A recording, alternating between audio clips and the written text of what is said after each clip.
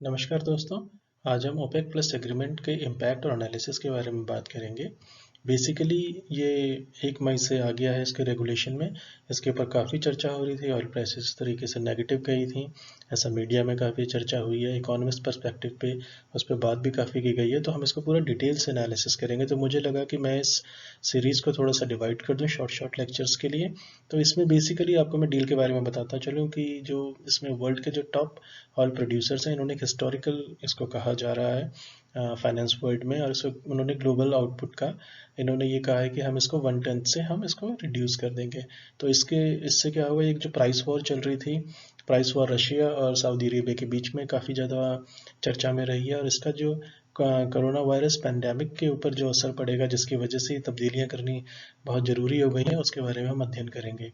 तो बेसिकली हम इसको अगर हम बहुत बारीकी से देखें तो इसमें 2 प्रश्न उठते हैं यहाँ पर, जिनका जवाब देने के लिए ये मैंने पूरी लेक्चर सीरीज तैयार की है।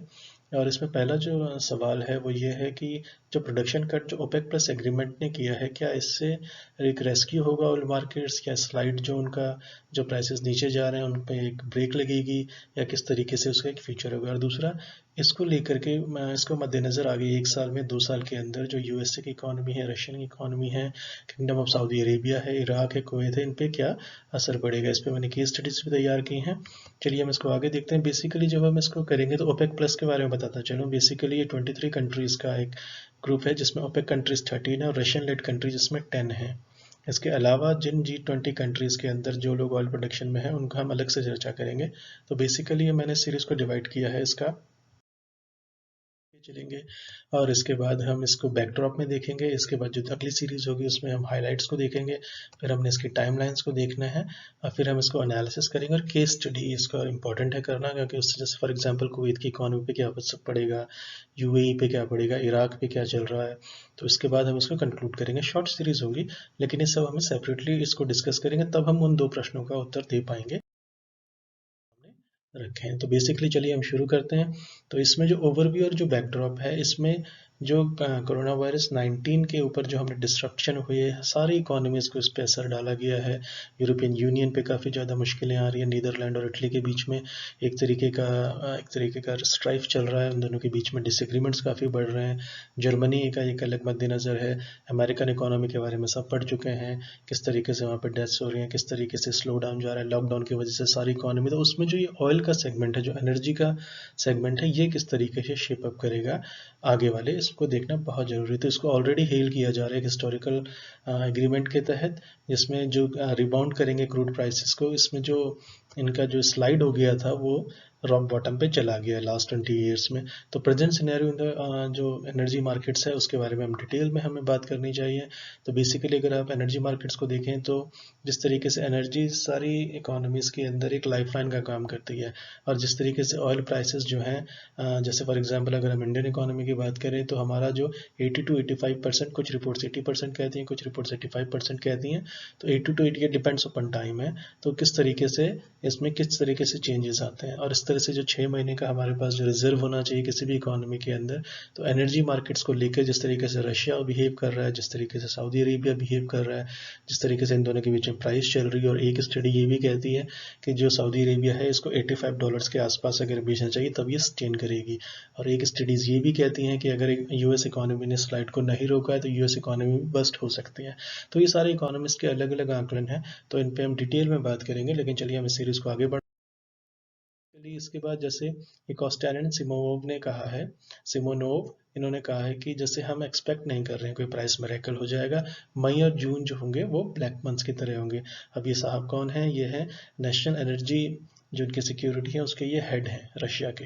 तो इन्होंने कहा है, बेसिकली इनका जो कहने का मतलब था वो ये है कि अप्रैल में काफ़ी ज़्यादा प्रोडक्शन हो चुकी है, मई और जून में इनको देखना पड़ेगा। जून में जब लॉकडाउन या जब क्वारंटाइन मेजर्स जब ईज किए जाएंगे, उसके बाद जुलाई में इसके नज़र आसार दिखने शुरू होंगे। तो हम इसको कोई मिरेकल की तरह ना लेके चलें। तो इन्होंने ऐसा क्यों कहा, इसके पीछे जब हम एनालिसिस वाला सेगमेंट करेंगे तब मैं इस पर बहुत डिटेल से बात करूंगा। चलिए हम इसको आगे देखते हैं। बेसिकली जो इसमें जो दुश्वारियां आ रही हैं वो है aggressive behaviour of Saudi Arabia. Saudi Arabia को लेकर के ये है कि इस स्टडी में भी ये कहा गया है कि जो ये 1 मई से जो ये अमल में आ गया है, ये जो अग्रीमेंट है ओपेक का, इसमें ये कहा गया कि अगर सऊदी अरेबिया अगर अपने को कट करता है लेकिन इसका वॉल्यूम ऑफ एक्सपोर्ट्स अगर सेम रहता है तो इससे कुछ खास फर्क नहीं पड़ेगा। और ओपेक और जो अलाइड कंट्रीज़ हैं उनको भी अपने जो प्रोडक्शन है उसको इन्होंने घटाना पड़ेगा, कम करना पड़ेगा। जैसे कनाडा के जो एनर्जी मिनिस्टर्स हैं उन्होंने भी कहा है कि the fire has been lit up by Saudi Arabia या ओपेक कंट्रीज़, तो इसको हमें उन्हीं को देखना पड़ेगा इसमें, तो वही इसको मेजर स्टेप्स लेंगे और बाकी कंट्रीज को फॉलो करेंगी। जिस तरीके से मैक्सिको पे काफ़ी प्रेशराइज किया गया था, लेकिन मैक्सिको ने उस प्रेशर को रेसिस्ट किया। इसमें ट्रम्प डिप्लोमेसी का बहुत रोल है। ये सारी चीज़ें हम इसको ओवरव्यू और बैकड्रॉप के नज़रिए से देख रहे हैं ताकि हम एक भूमिका बना सकें इस टॉपिक को अच्छे से समझने की। चलिए हम इसको आगे देखते हैं। इसमें जो इसमें गोल्डमैन सैक्स की मैं एक बात करता चलूँ यहाँ पे, उन्होंने ये कहा है कि ये हिस्टोरिक है एग्रीमेंट, लेकिन ये इनसफिशिएंट कट है, यानी कट्स इसमें और ज़्यादा होने चाहिए। पहले ही इन्होंने 10 बिलियंस पर डे की बात की थी, लेकिन ये 9.7 पे इनका एग्रीमेंट आके रुका है। तो कुछ रिपोर्ट्स इसको 10 करी हैं, लेकिन ये 10 प्रपोज था, लेकिन 9.7 इज़ द रियल फिगर। जब हम इसका हाईलाइट्स में बात करेंगे, जब हम इसका टाइमलाइन बात करेंगे, तब I will give you the exact figures कितनी है, किस डेट में क्या हुआ है। तो मैं उस सीरीज़ में आपको पूरे इसी में मैं नेक्स्ट लेक्चर वही बनेगा।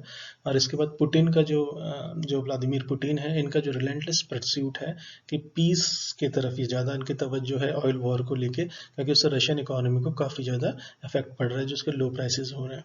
तो ये अमेरिका ने भी इसको काफ़ी यूज़ किया था लो प्राइसेस को, ताकि वो हर्ट कर सके इनडायरेक्टली रशियन इकोनॉमी को।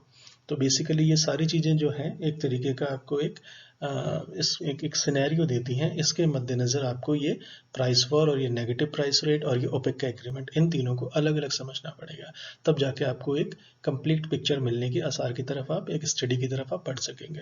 तो इसको क्या होगा कि जो मिडिल ईस्ट का जो क्रंच है ये ऑलरेडी स्क्वीज्ड है, तो अगर हम इसको कट कर भी लेते हैं तो उससे कोई खास फर्क नहीं पड़ेगा, लेकिन इसको हेल किया जा रहा है और हिस्टोरिक भी कहा जा रहा है। तो वो क्यों कहा जा रहा है, हम इसको डिटेल में एनालिसिस वाले सेगमेंट के अंदर देखेंगे। तो जैसे मैं आपको बैकड्रॉप बताता चलूँ, इसमें सऊदी अरेबिया का जो बिहेवियर है, इन्होंने काफ़ी ज़्यादा एग्रेसिव प्राइसिंग की है, और रशिया के साथ इनका जो एक तरीके का जो वॉर चल रहा है, और प्रेसिडेंट किया है इसमें जो है कि रशिया जो है वो मानता नहीं है।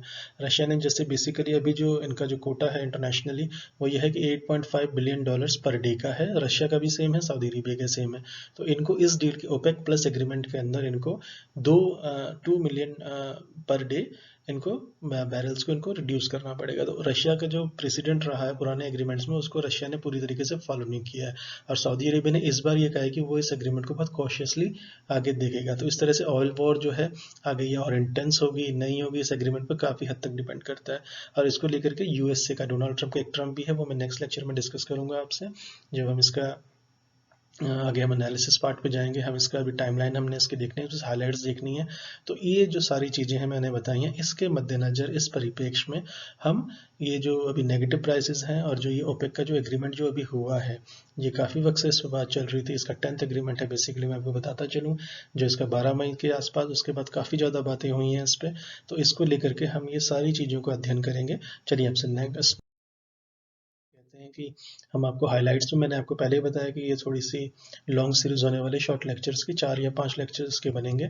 तो हम इसको एक एक करके हम सारी चीज़ों को हम करीब से देखते हैं, और ये टॉपिक हमें उम्मीद है कि ये काफ़ी अच्छे से समझ में आ जाएगा। और उसके बाद हम ऑयल प्राइसेस को एक ज़्यादा अच्छे तरीके से या ब्रॉड पर्सपेक्टिव में माइक्रो से मैक्रो की तरफ आराम से हम इसको समझ सकेंगे। चलिए आपसे मिलते हैं। Thank you so much for listening.